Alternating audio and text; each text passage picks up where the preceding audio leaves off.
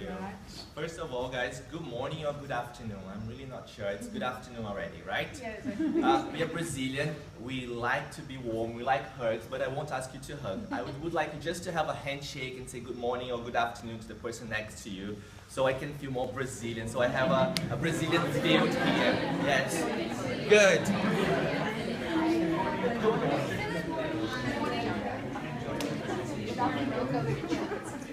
Good, I feel more Brazilian now, because sort of, I'm in Brazil, now I can feel that. We can go, we can start off.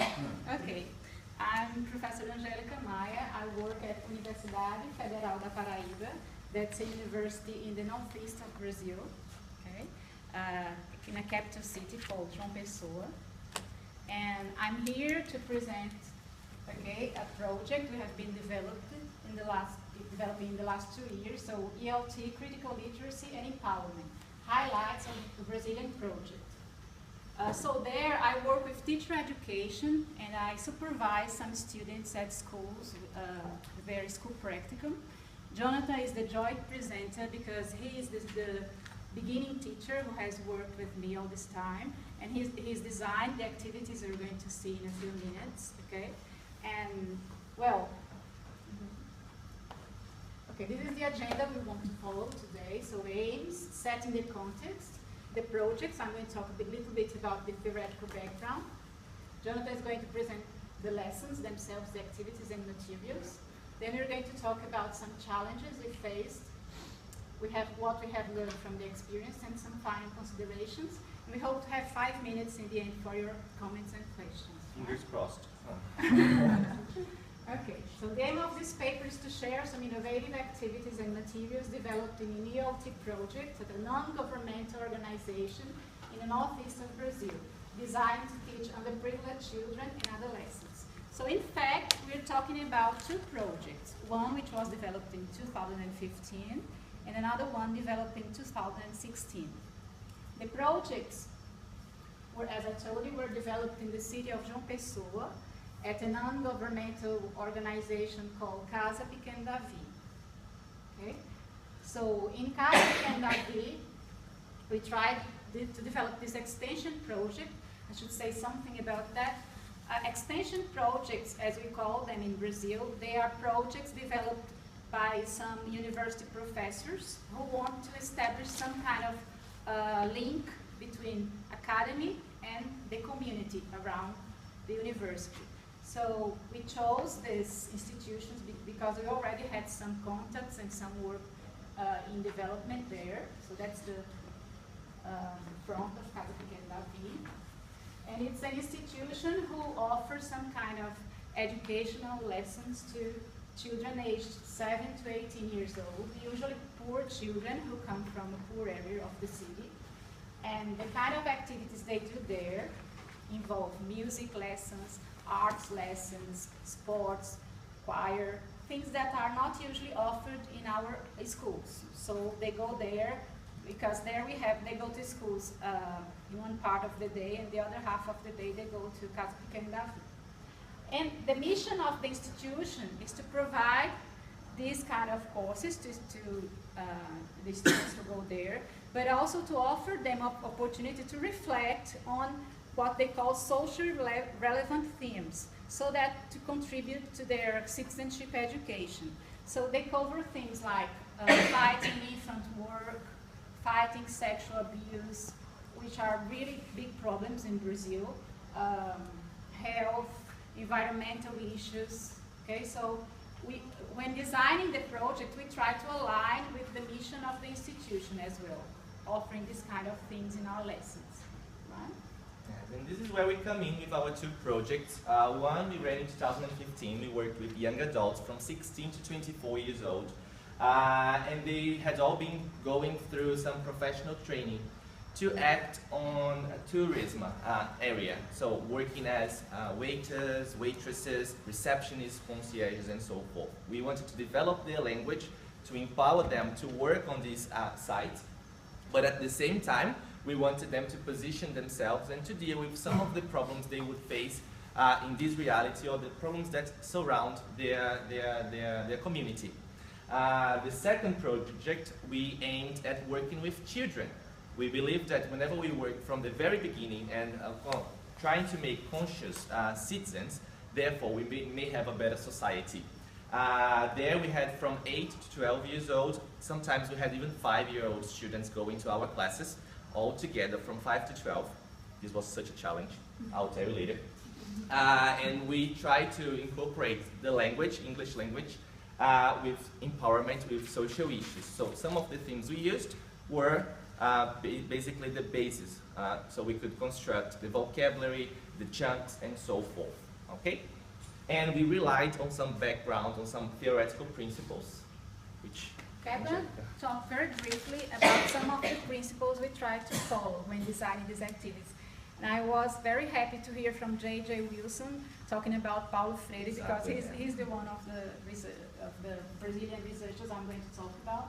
So the first one, we tried to cover socially relevant themes, especially because these are aligned with the mission of the institution where we developed the project, but also because these are themes, they are socially relevant themes because they relate to some issues that impact the way people act in society. So I think it's essential for us as English language teachers to approach these themes in our English language lessons. Also because in Brazilian national guidelines, these kind of themes, they are recommended for elementary and secondary education. Right? The other principle we try to rely on is situated language learning, based on the work of Barton Hamilton, Ivanek, and Brazilian researcher Roshan Rojo. This relates to the fact that we try to deal with English language teaching, not only focusing on the systemic aspect of the language, so on viewing language as a code, but mainly as dealing with language as social practice, as something that students could use to act in the world and provoke change when necessary. Right? So the activities you're going to see in a few minutes, they take into account the fact that it's necessary for us to work with genres in classroom. Because through genres, we understand that students can communicate what they want and they can actually act in society and express their opinions, their views, position themselves in relation to the issues approached. That brings us to the third topic, which is critical literacy. So as we were working with poor children from poor communities in João Pessoa, and we understand that, as Paulo Freire says, language is a powerful tool to promote change, to fight oppression. So in our lessons, we try to raise students' awareness in relation to the potential oppressive situations they might be living in, and provide them with some reflections that might allow them to position themselves critically in relation to hegemonic discourses in society and be able to effect some change. Even small changes in the way they see things would be valuable for us. So that's what we try to achieve in our lessons. And the last thing, multimodality, reflecting the new uses of language that we have nowadays due to the development of technology. We try to make use of materials that rely not only on verbal language, but also on non-verbal language, like signs, gestures, movement.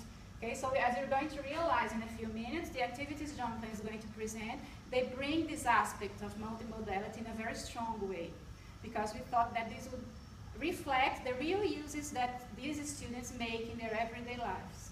So this should be very relevant for them.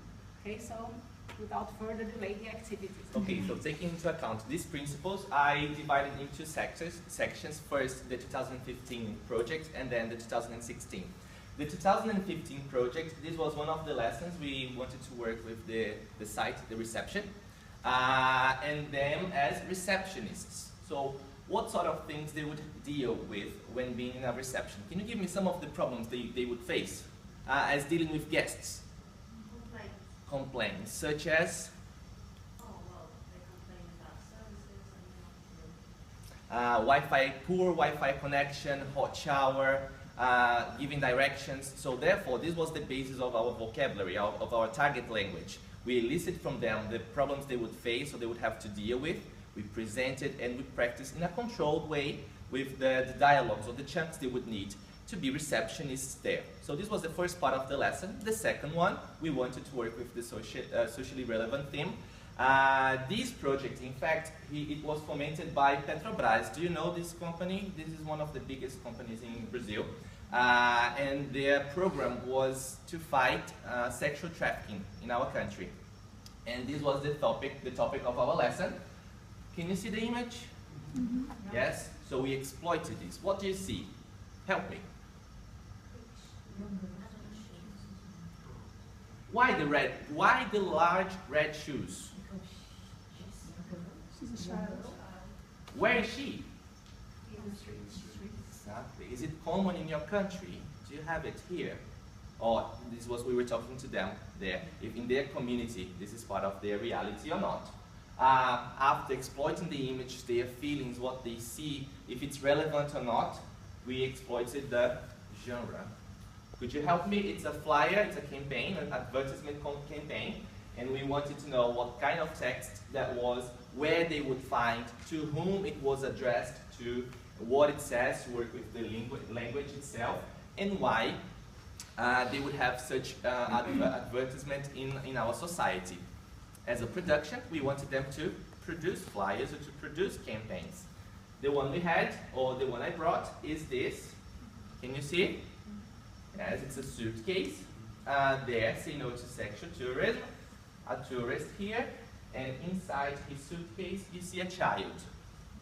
And they are carrying, and he's carrying. So this was to advert or to alert the community about this social issue. But we also queried, we also asked, so what would you do if you were there as a receptionist? And then they can know, I would call the number I have, call the police, I would go to the room, see if everything is okay. So they position themselves there to be better citizens or to solve the problem that they would face in such reality. Okay, so this was the activity we brought for this lesson. I have to remind myself that how did I position myself as a teacher there? Sometimes, this is just one of the lessons, but we also had some taboos in our society, such as sexism, racism, and we dealt with them as well. So whenever I heard, or whenever I realized that an oppressive discourse was being said, even though they weren't aware of this oppressiveness, then I would ask, okay, so why do you think this is happening? Do you agree with what you're saying? Where does it come from? And therefore, I would ask them to reflect on what they were saying in order to construct or deconstruct the meanings that they had about the theme. Okay? Then I move on to the children, my lovely children, which I had the opportunity to work with them during 2016, integrating English, music, dance, and games. An innovative ELT approach to adolescents in both scholar and non-scholar contexts. We're going to focus on the non-scholar as the NGO where we worked. Okay? We wanted to exploit the multiple ways to read the word or to read the world, as Paulo Freire mentions, quoting what he says. Yes, by reading the language, by reading texts, any kind of texts, not only decoding the language, but also learning about the world.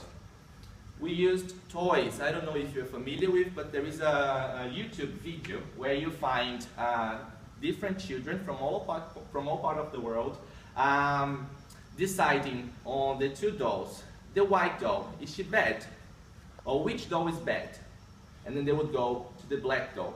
Which doll is pretty? So they would go to the white doll. We took this video into account and we worked with this concept. So what do you think? Why are they saying this? Do you agree? Do you disagree? We used the images of these dolls. Films as well, with Billy Elliot. Can boys dance ballet? Can girls play football? Yes, and we extracted some parts of the film in order to work with this. For instance, there is a part of the film in which the father is really strict on his decision to take up ballet lessons. Yes, so we worked on that.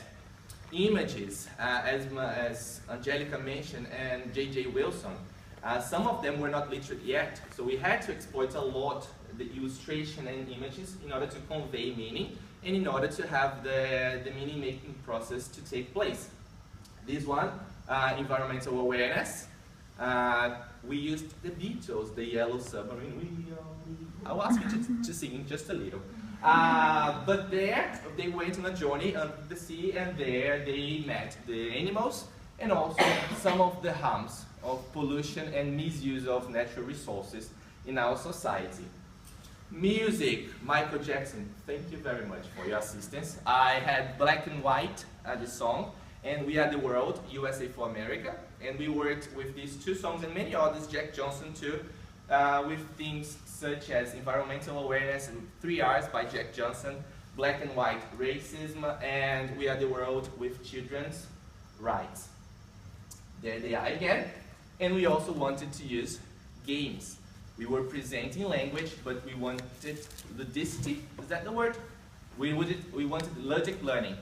And first, we had the use of dice to work with racism and sexism. This one was about the video I've mentioned previously. They had one die with pretty, nice, ugly, bad, and the other one with white dolls and black dolls. They would throw simultaneously, and then they would make a decision. So, is this white doll nice or not? And they would go, she's nice, she isn't nice. And if they said the black doll wasn't nice, why she's not nice? Because she's black? Does it matter? Does the complexion matter? Disney characters helped us a lot too. We worked with princes and princesses, and princesses are known for being what? Delicate? Passive? Okay, and how about princes? Presenters, rescuers, last-minute saviors. Strong, rough. And could princesses be these two as well? And we took into account Frozen, the film, Brave as well, in order to show these different ideas of these different princesses that Disney is now working with. They had the dice, and they worked with the vocabulary. Shrek isn't delicate, but he's rough. Yes, and so forth. Bingo, to work with children's rights. We wanted to present the vocabulary. In this case, we used verbal, but previously we had the non-verbal language. Exploiting to be loved, to go to school, to have a family. They played here as a bingo and marking down the vocabulary they had learned. At the same time, we were asking, okay, do you have these? Why would you like to have more of love in your family? Is your family welcoming? Do you go to school regularly? So we would work with these needs they had or they wanted to have. TPR activities, they were also very useful. We wanted them to engage, to be motivated. And you see, I'm a little energetic, I'm active. Puzzles, these were the animals we worked, and memory card games all over the course too. Arts and crafts, we wanted them to express themselves in different ways. This was a heart, different colors. Inside the heart, they wrote their own adjectives here. We are nice, we're also bad. One of them came to me, I said, why are you writing bad? I said, teacher, we're not always nice.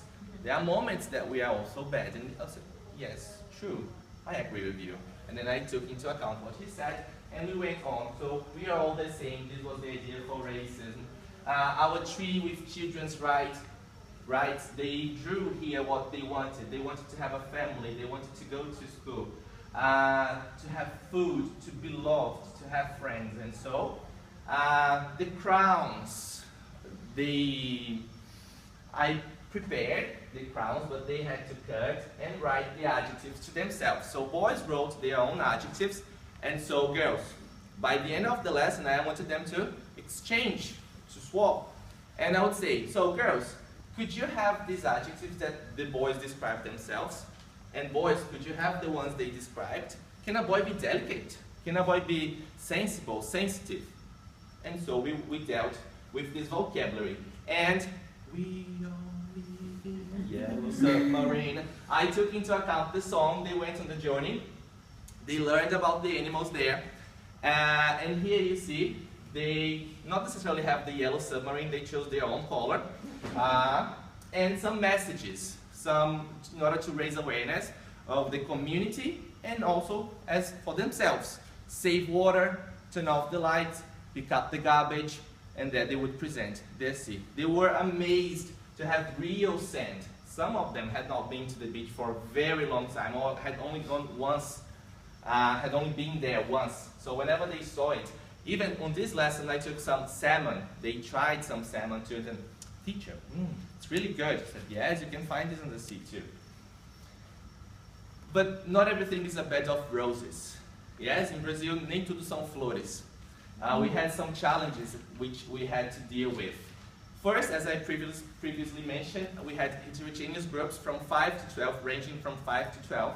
So I couldn't use verbal language, written language. I had to use a lot of images to adapt all the material in order to suit their needs. Working with taboos, working with some of the things we had, not only for them, but even for myself. I'm part of a community too. So is it okay for me to work? How do I feel as working with these issues?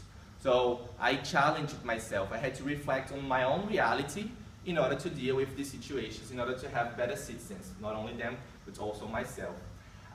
It's common to have in traditional education, such as this one. I'm here talking and you guys listening to me. This is very common in schools as well. And we wanted to go to a different perspective. We wanted to use the dialogic engagement, also praised by Paulo Freire, also mentioned by Paulo Freire, in which students would step up to the plate and they would position themselves, stand up for their rights, and have a say in the classroom, speak their minds. And we wanted that. The difficulty was that they were not used to this, and some were shy or avoided to have this center role in the classroom. And my preconceptions as teacher as well. I'm a CELTA certified teacher, and at least for the ones who have been going through this training,